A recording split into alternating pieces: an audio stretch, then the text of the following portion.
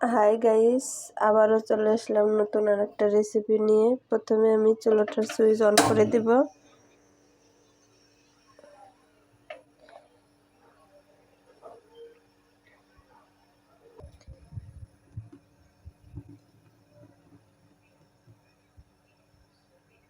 দিয়ে দিব 1 কাপ পরিমাণ সয়াবিন তেল।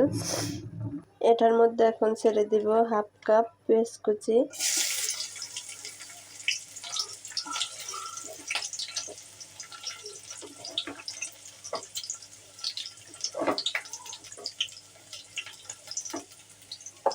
পেঁয়াজ কুচিটা একটু নেড়ে চেড়ে ভালো করে ভেজে নিব।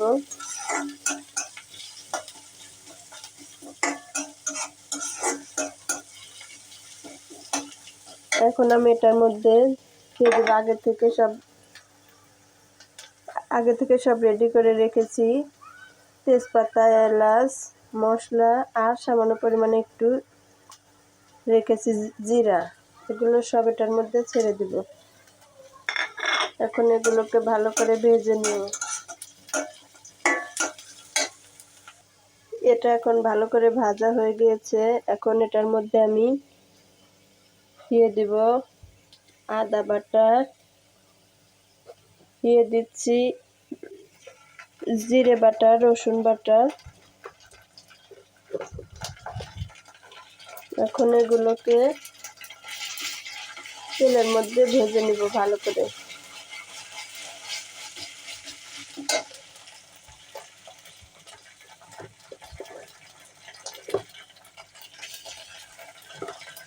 তেলের মধ্যে ভালো করে ভাজা হয়ে গেলে এখন এটার মধ্যে দিয়ে দিচ্ছি স্বাদ মতো লবণ।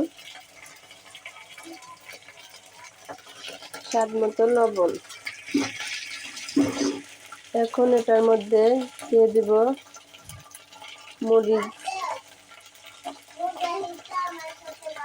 মরিচের গুঁড়া দিয়ে দিচ্ছি।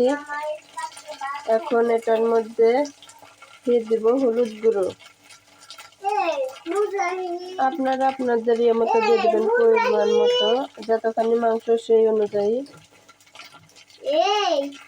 আমি এখানে অল্প একটু মাংস রান্না করছি, কারণ কয়েকদিন ধরে শরীরটা একটু ভালো নেই, জ্বর আর ঠান্ডা, তার জন্য কিছুই খেতে ভালো লাগছে না। তার জন্য ভাবলাম একটু ঝাল ঝাল করে গরুর মাংস রান্না করি, যেন মুখে একটু ভালো লাগে। সেজন্যে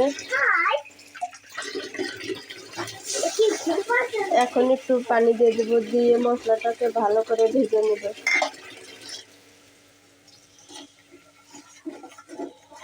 এখন আমি এটাকে ভালো করে ভেজে নিব।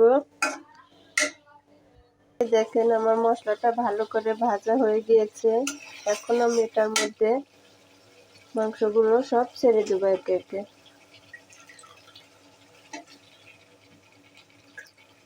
এখন আমি এগুলো ভালো করে কষিয়ে নিব।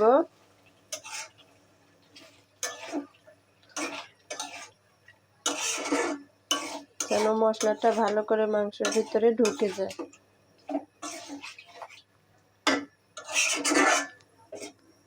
একটু পর পর নাড়তে হবে, একটু পর পরই নেড়ে দিতে হবে, যেন নিচে লেগে না যায়। এভাবে ভালো করে কষিয়ে নিতে হবে। এখন ঢাকনা দিয়ে ঢেকে দিব, যেন ভালো করে সিদ্ধ হয়। তার জন্য ঢাকনা উঠে একটু পর পর নেড়ে দিতে হবে, যেন নিচে লেগে না যায়। এরকম করে নেড়ে চেড়ে আবার ঢেকে দিব।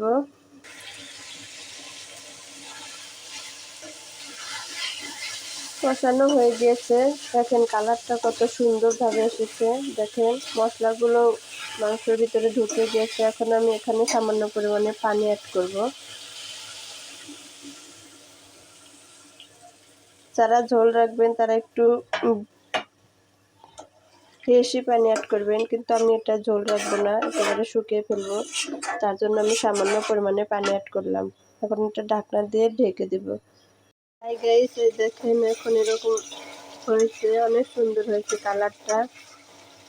আপনারাও একবার করে দেখবেন, চেষ্টা করে দেখবেন কেমন লাগে। আমার রেসিপিগুলো। আমি ইউটিউবে নতুন, সেরকম আসলে ওরকম কিছু পারি না, যেটুক পারে এটুক আর কি চেষ্টা করে আপনারা আমাকে সাপোর্ট করবেন। আমার তো এখনই খাওয়ার মন চাচ্ছে, তো মাংসগুলো তো আর খাওয়া যাবে না, অনেক গরম, সেজন্য একটু ঝোল থেকে দেখি। ওয়াও, এত মজা, অনেক মজা আসলে। এই তো হয়ে গেল আমার রেসিপি। আমি ঝোল রাখিনি, সেজন্য সামান্য পরিমাণে পানি অ্যাড করেছি, আর একটু নেড়ে চেড়ে নিব, তাই হয়ে যাবে আমার। এটা আমি সার্ভ করবো না, কারণ এগুলো ঠান্ডা হয়ে গেলে দেখা যায় যে আবার জাল দিয়ে খেতে হয়, না হলে তো খাওয়া যায় না, সেজন্য আমি এটাতে রেখে দেব। আচ্ছা, সব বন্ধুগণ সবাই ভালো থাকবেন, আল্লাহ হাফেজ।